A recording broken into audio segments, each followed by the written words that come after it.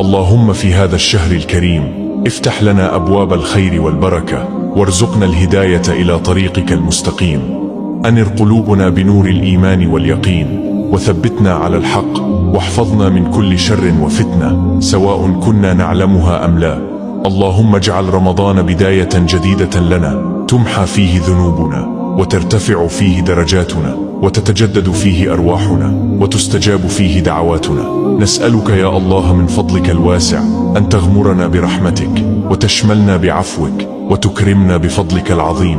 أنزل علينا سكينة تهدئ بها قلوبنا، وتشرح بها صدورنا، وتفرج بها همومنا. اللهم اجعلنا من عبادك الصالحين الذين رضيت عنهم وغفرت لهم وأكرمتهم بقبول طاعاتهم، واكتب لنا فيها العتق من النار والفوز بالجنة برحمتك يا أرحم الراحمين.